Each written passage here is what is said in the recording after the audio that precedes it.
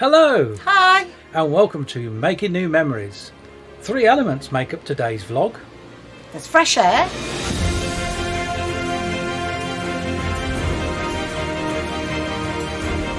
Blazing fire. It was the largest open hearth melting shop in Europe. At one time, the steelworks produced almost 25% of the UK's electrically melted steel and was the world's largest steel plant. And hidden water. Strange to have a tap in the middle of a lock and the facilities.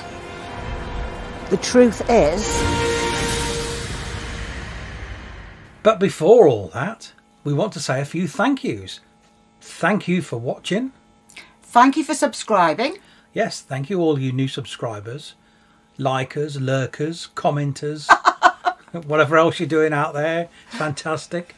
And obviously thank you to our patrons, channel members and those people who buy us a coffee, or well, actually they're red wines.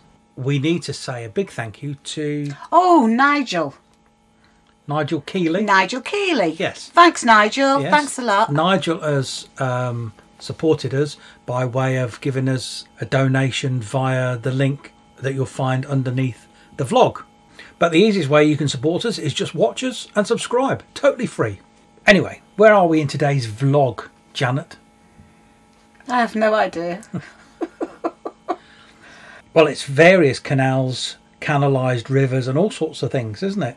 But it's under the umbrella of the Sheffield and South Yorkshire navigations. Yeah, I'm quite confused because we've been all over the place. all over the place, up and down, inside out, back to front. We've been backwards and forwards.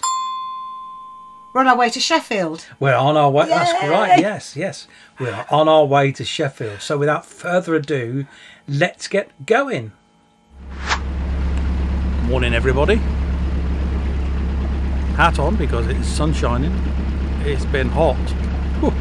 September, and we're almost in the 30 degrees. What is going on? Anyway, we've just left a little mooring back there. This is the edge of Swinton. I think it's the home of car insurance, isn't it?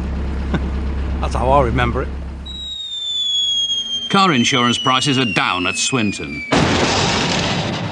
Contact your local branch for a quote. You'll notice that occasionally this is the River Don, occasionally it's the Sheffield and South Yorkshire navigation, occasionally it's the Rotherham Canal. It's all sorts of things. The River Don sort of interweaves, a bit like the River Trent does up in Nottinghamshire and that area, Derbyshire. There are a number of little cuttings that cut through the river,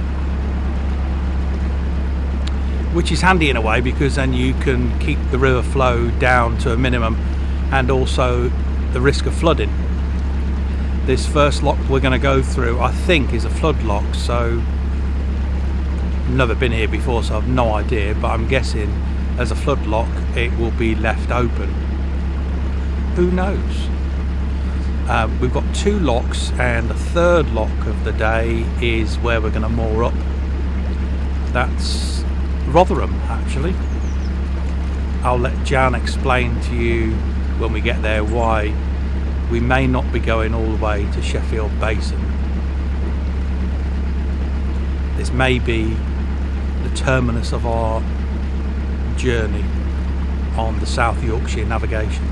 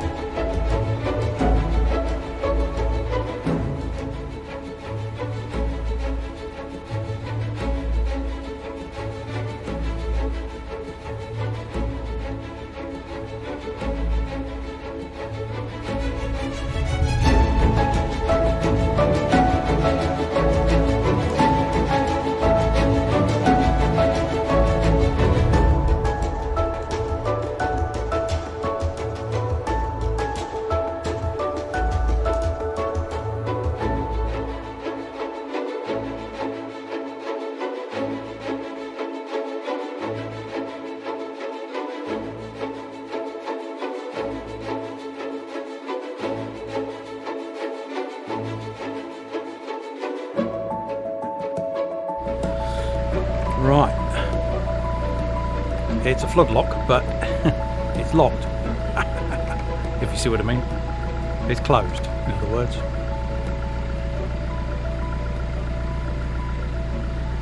Bit of a little swing to get in here. Thankfully Jan's at the front so she can tell me where the lock landing is.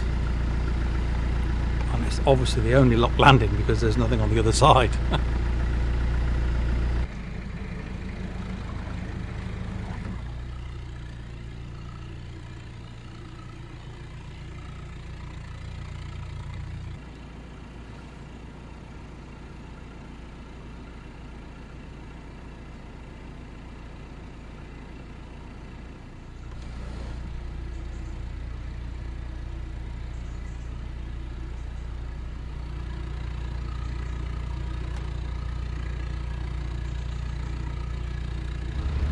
As you could probably see, that was a flood lock, so there was not a lot of water to go in or out.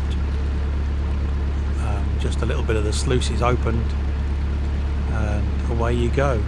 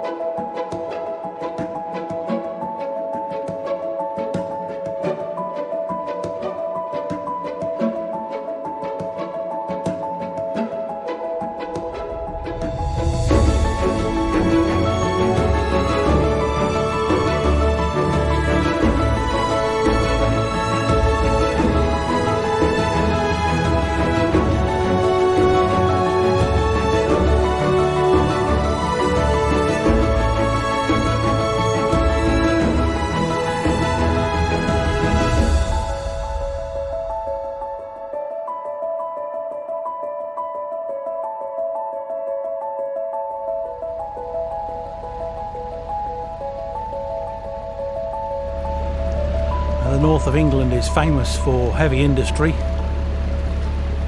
One industry in particular is steel. Obviously Sheffield, steel town.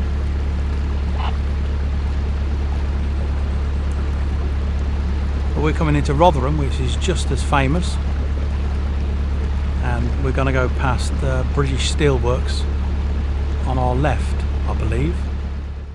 From the Battle of Trafalgar to the bridges of London, and from St Paul's Cathedral to the Great Eastern Steamship, the influence of Rotherham's great industries has been felt far beyond the boundaries of Yorkshire. The great furnaces and mills made the cannon that armed Nelson's HMS Victory at Trafalgar, the castings that bridged rivers as far apart as London and Jamaica, the steel straps that were installed to stop the dome of St Paul's from falling apart, the valves used in the Mulberry harbours that made D-Day possible, and the plates that clad Isambard Kingdom Brunel's Great Eastern.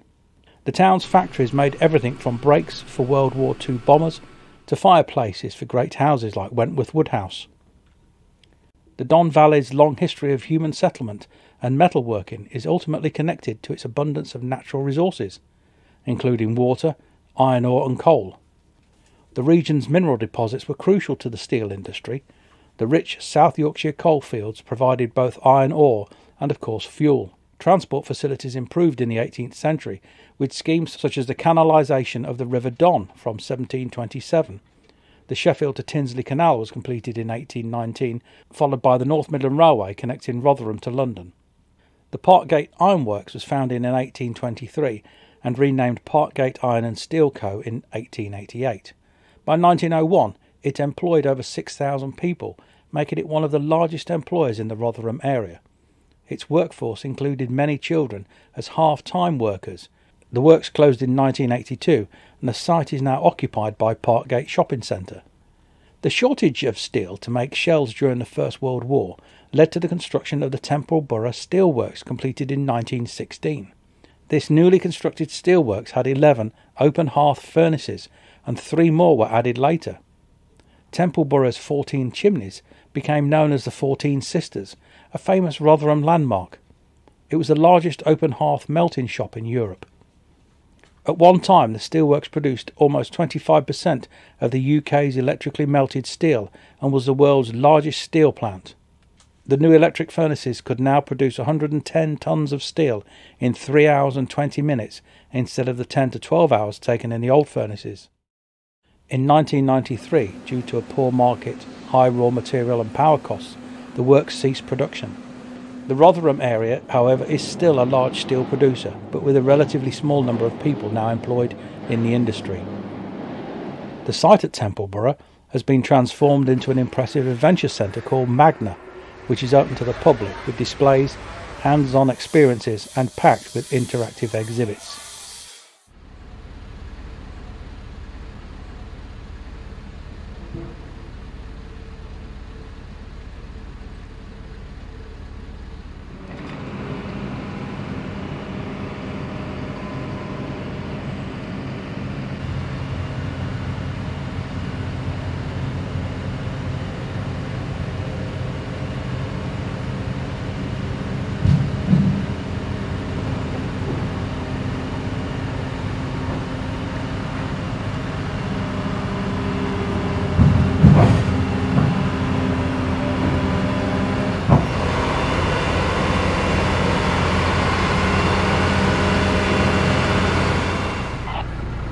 Lock number 2, you can just about see the weir the other side.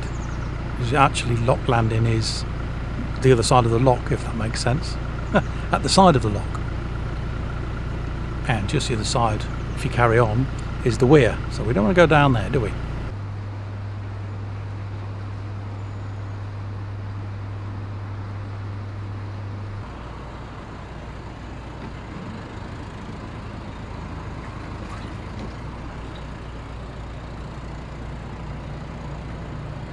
So to give you some pointers, that where we've just come from there, that bit there, that's the River Don, and then this now here that we're going on to is called the Rotherham Cut. So it's a bit of a canal. The river obviously carries on further that way, which is where the weir is. We're not going down there, we're going up there. And there's obviously a marker up here that tells you or warns you about river levels. At the moment, as you can see, the weather is absolutely gorgeous. Don't think we're going to get any flooding. There are talks of storms later in the week, towards the weekend. We may have already turned round and gone by then. Who knows?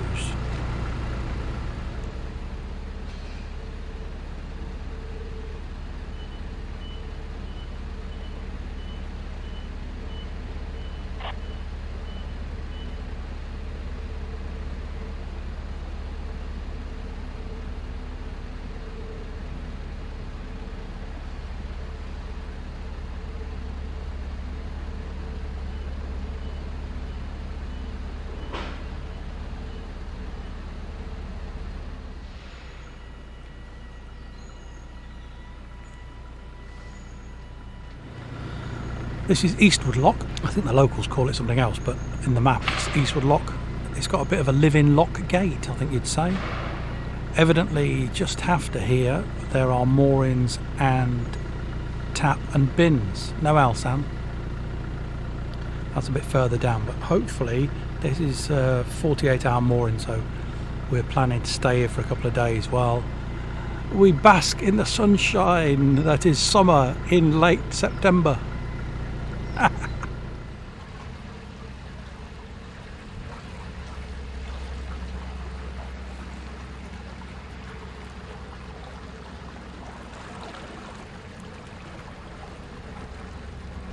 While you're in the lock, over. Oh, bliss. Okay, over. We're up standing at the Alsan, and where the first building is the water tap, over.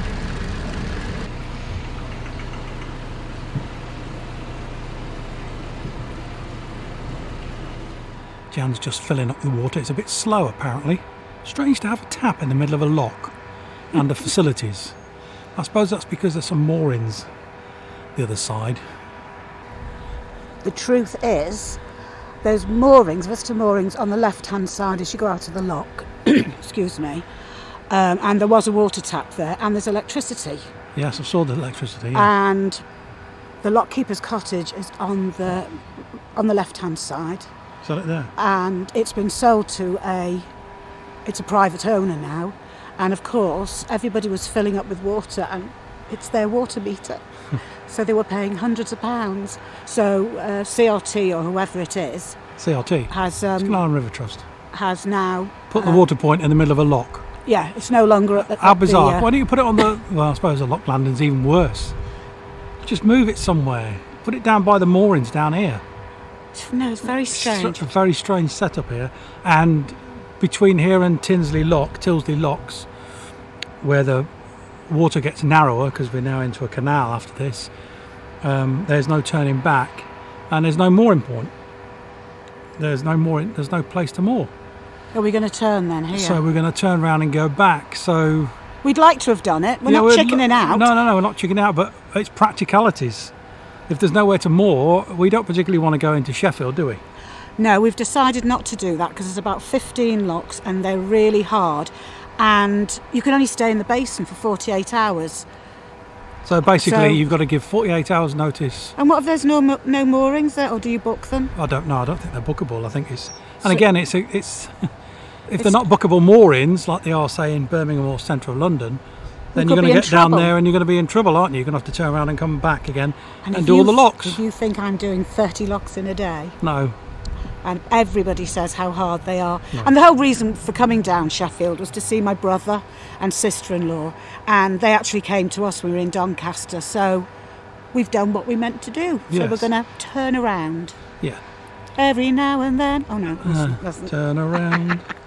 Bonnie Tyler. Thank you. Result. Anyway, we'll catch you up next time. If you've enjoyed this vlog, don't forget to give us a thumbs up for a like. Subscribe to the channel. It's totally free to do so. Yes, please. When you have subscribed, press the bell icon. Ding! Thank you, Janet. YouTube will then notify you next time we upload a vlog. In the meantime, stay safe. Happy cruising, everybody. Bye for now. Bye. Take it out again. I'll show you the flow. Flow? Crikey.